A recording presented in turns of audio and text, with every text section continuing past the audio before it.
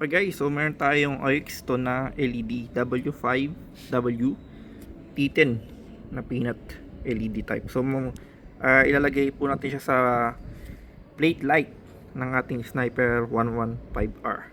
So ito yung comparison ng sukat niya guys.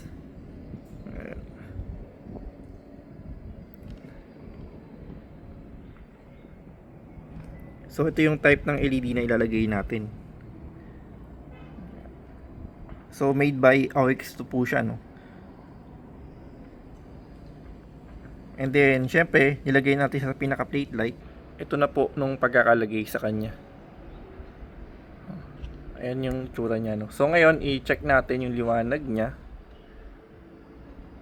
Okay, so sa pagtatanggal naman ito, may in-upload tayong video para sa pagtanggal niya. Nasa YouTube na po. So ilaw check po tayo.